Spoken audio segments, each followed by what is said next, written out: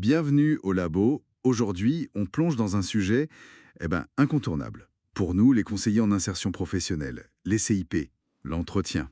C'est un art, faut le dire. Ah oui, clairement. On s'est nourri de pas mal de retours d'expérience, de trucs vus en ligne, notamment sur cet espace, le labo des CIP. Et ça commence souvent par un souvenir un peu douloureux, non? Le premier entretien où on a l'impression de tout rater. Ah là là.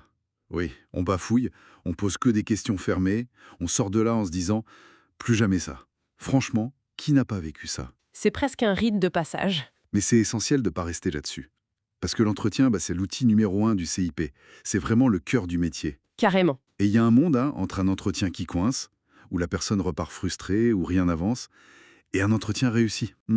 Quand ça marche, la parole se libère, le projet s'éclaire, la personne est reboostée. Et nous, on sent utile, quoi. L'enjeu, c'est ça. Transformer ce moment, parfois un peu stressant, en une vraie connexion humaine qui fait avancer. C'est super bien dit. Justement, pour y voir plus clair, il y a différents types d'entretiens, si on peut dire. Le premier, c'est souvent l'accueil. Oui, l'entretien d'accueil. Souvent, on le voit juste comme de l'administratif, récupérer des infos. Un peu réducteur, ouais. Exactement. Alors que c'est le moment clé pour poser les bases de la confiance. Les partages qu'on a vus insistent sur des choses simples. Un espace sympa, pas le grand bureau qui impressionne, une table ronde si possible, Le sourire aussi. le sourire, bien sûr, et prendre 2 minutes pour dire qui on est, ce qu'on propose. C'est la fondation. Après ça, on a l'entretien d'aide. Ah, le cœur du sujet, là. Oui, là, on est vraiment dans l'accompagnement. On cherche à comprendre la situation, les freins, les difficultés. Mais attention, aussi et surtout les ressources, les points forts de la personne. Important ça. Essentiel. Et ça demande une posture d'écoute bienveillante.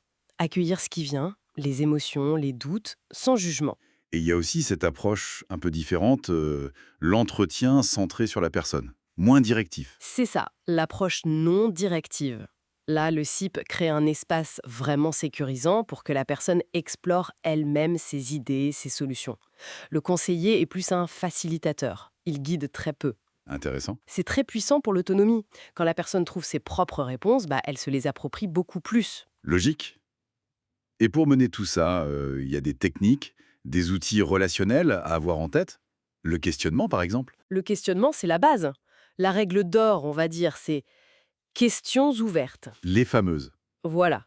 Comment vous voyez les choses? Qu'est-ce qui est important pour vous aujourd'hui? En quoi cette expérience peut vous servir? Ce genre de questions qui invitent à développer. Et les questions fermées alors? Celles où on répond par oui ou non? Utile pour préciser un point, pour valider une info, oui. Mais faut pas en abuser, sinon... Sinon, c'est l'interrogatoire. Exactement. On perd toute la fluidité. D'accord. Et la reformulation, on en entend beaucoup parler. C'est un super outil. Pour deux choses. Montrer qu'on a écouté activement et vérifier qu'on a bien compris. Pas juste hocher la tête, quoi. Mhm. Il y a la reformulation reflet qui renvoie un peu l'émotion qu'on perçoit. Genre, si je comprends bien, vous vous sentez un peu perdu en ce moment. D'accord. Et la reformulation, on peut l'appeler renversement ou synthèse, clarification, c'est pour aider à voir les choses autrement, peut-être de façon plus constructive. Si quelqu'un dit «j'ai tout raté», on peut essayer «d'accord, ces dernières tentatives n'ont pas marché comme vous vouliez, qu'est-ce que ça vous apprend pour la suite?» C'est traduire, pas répéter bêtement. Ah oui, la nuance est là. Et attention aux traductions hasardeuses. Il y a cette anecdote qui circule de la CIP qui entend «je suis un peu à plat» et qui balance «donc vous êtes en dépression». Oula, le raccourci. Voilà. Grosse erreur d'interprétation, ça montre qu'il faut être prudent et bien vérifier sa compréhension. Ça illustre bien le besoin de finesse.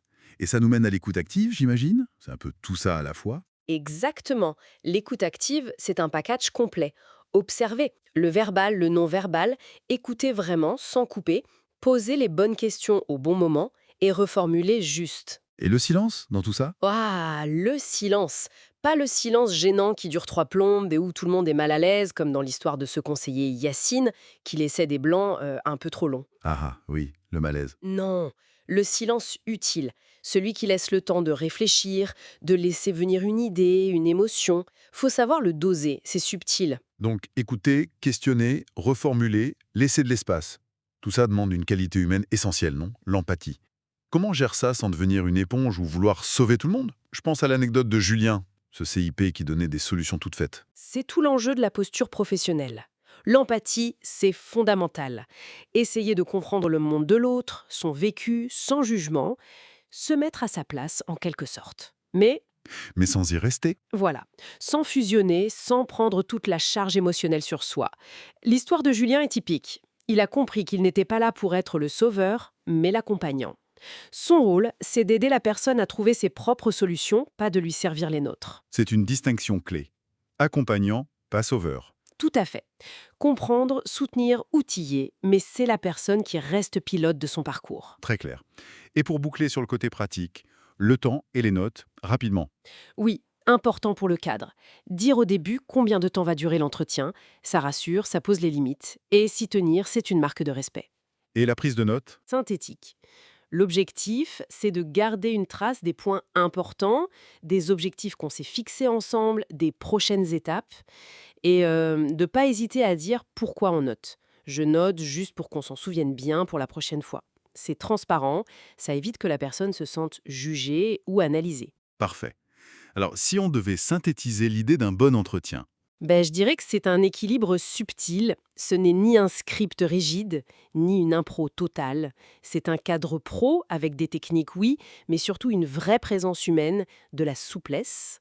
C'est une co-construction en fait. On cherche ensemble des pistes. une danse à deux, comme tu disais tout à l'heure. C'est un peu ça, oui. Super. Et pour laisser nos auditeurs avec une petite question en tête, et si finalement chaque entretien, même celui qui nous a semblé difficile, voire raté, était avant tout une chance incroyable pour nous, CIP, d'apprendre quelque chose sur nous-mêmes et d'affiner notre façon d'accompagner. À bientôt dans le labo.